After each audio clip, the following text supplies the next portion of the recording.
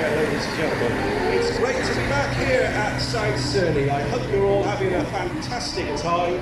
It's been a while, hasn't it? We've all been through so much over the last few years, and there were times when I thought we wouldn't make it back here, but we are.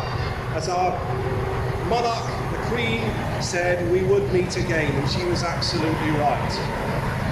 Well, first in 3 years here. To be talking about Glenn Miller here today, because actually this very weekend, 78 years ago, one of the most famous people on the planet landed on this airfield with the band of the AEF, and it was his only appearance in Gloucestershire. He arrived from Bedford on a plane here, travelled up with the band to Cirencester Park, and there they played 2 concerts for the injured GIs, the hospitals up there. Halfway through they broke up the left-hand drive here. And actually went and met some of the really badly injured GIs in the wards. Right on location. They came back down the road to South Cerney and actually had a meal in that mess over there. And then he flew out in August 1944. And Glenn had arrived here in June of 1944 with this band, which he put together in America to entertain the troops and basically to raise the morale, to give them a hunk of home, as he described it.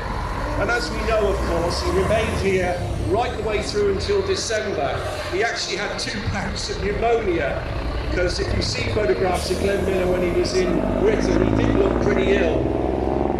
Of course, history records that he flew out of Twinwood Airfield on the 15th of December, and the idea was to go to France to set up all the facilities and the arrangements for the band of the AEF to play to some of the troops in re-liberated France. But unfortunately, as we know, the engine on his plane froze up over the English Channel, and he didn't arrive, and 2 other men were killed in the process.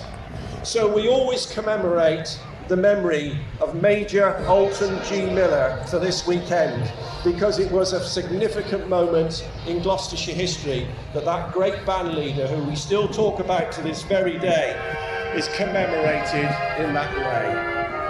Now, from one great wartime hero to another. Do you recognise this song?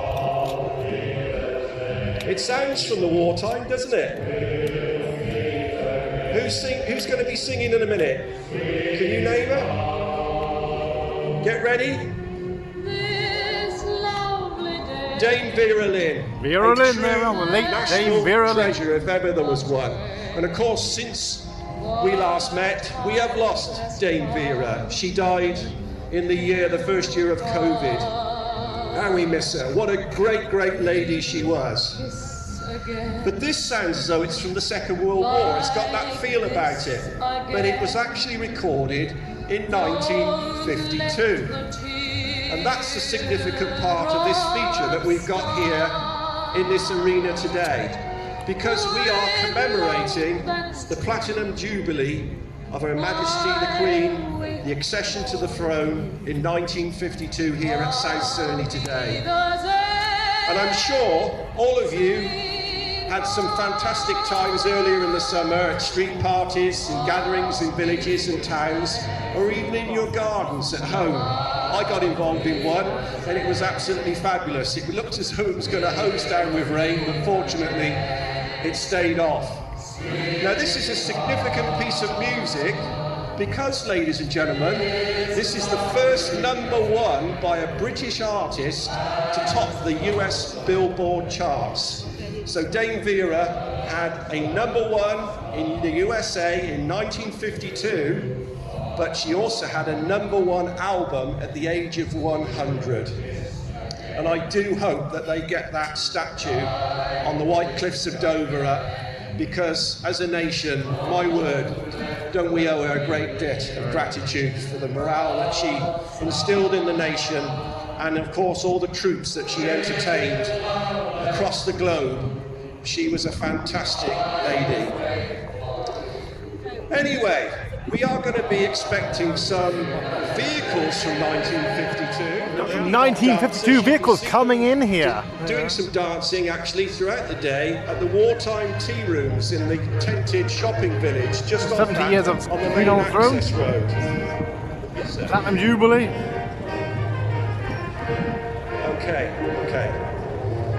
So these Just had a two couple of buses, months ago. ladies and gentlemen, are from 1952. And my word, what a different place Britain and the world was in 1952. Who was our Prime Minister? Anybody know? Winston Churchill. Yes, Winston made it back. He lost the election in 1945, but he won another general election in 1951 and remained Prime Minister up until 55, the is it? mid-50s. Yeah, 55. And then passed the Winston Churchill. reins of power over to Anthony Eden, and of course then we had Suez. Britain was a very primitive place because we still had rationing. That didn't end until 1954, so everything was still in very short supply. Hardly anybody had a television. If you did, you probably had half the street watching it with you. Most people, though, had just the basic wireless or radio set. The average property, wait for it, cost £1,891. Those were the days. 96% of our domestic heating was achieved from coal. And no wonder there was a massive smog in London during 1952, leading to the deaths of many thousands of people. A radio licence cost £1, and a monochrome TV licence cost £2. 80% of households, well, they didn't own a car. And the driving test, if you wanted to learn to drive a car, cost 50p, can you believe? And only 8% of people owned a refrigerator. Most people used a cold slab. And a pint of milk cost 4 pence, can you believe? And a pint of beer, this is the best one of the lot, cost only 9 pence. So if we're back to 1952, the drinks are on me. The queue on the road to get it. Notable birthdays during 1952. Clive Anderson, the television personality and interviewer. Jenny Agutter from The Railway Children, she's 70 this year. The late Mel Smith from Not the 9 O'Clock News. And we also have Alexei Sale, can you believe, who is 70 this year, the Liverpudlian comedian. And the best one of the lot, the legendary weatherman, Mr. John Ketley. He is 70 this year, all born in 1952.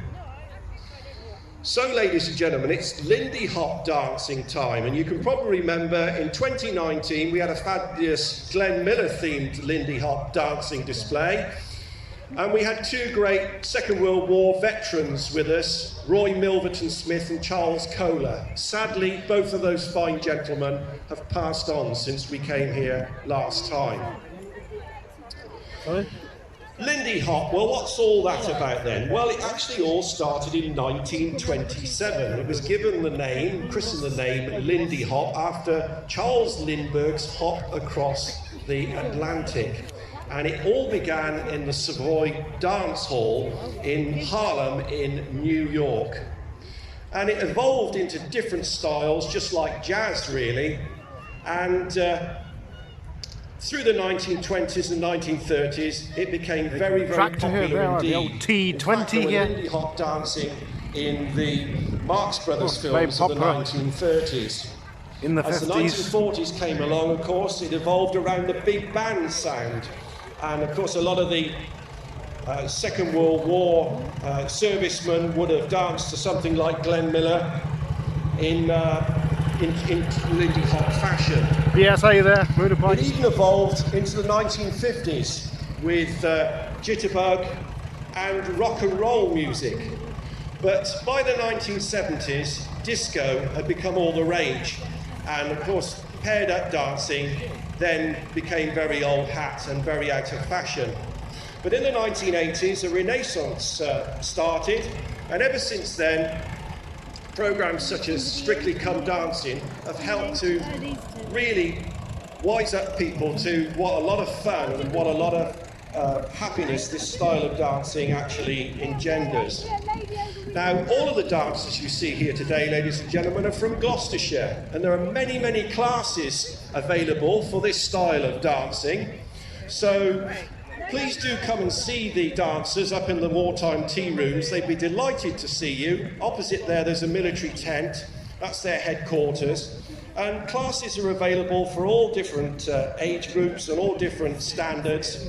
So, ladies and gentlemen, it's time that we got the Lindy Hop dancing display underway with a 1952 hit by the founder of rock and roll, as he was once upon a time christened, Bill Haley. But this actually is the first rockabilly hit of his. He started life in the 1940s actually as a country singer, and as we know, the big hits of the mid to late 1950s really made his name, such as Rock Around the Clock and Razzle Dazzle and things of that nature. He did play actually up in Cheltenham Town Hall. So, when you're ready in the control centre, can we have our first number today by Mr. Bill Haley. This is Rock the Joint. We're gonna tear down the mailbox, rip up the floor, smash out the windows and knock down the door. We're gonna rock this joint, we're gonna rock this joint, we're gonna rock this joint, we're gonna rock this joint tonight. Well, 6 times 6 is 36. I ain't gonna hit for 6 more licks. We're gonna rock this joint, we're gonna rock this joint, we're gonna rock this joint, we're gonna rock this joint tonight.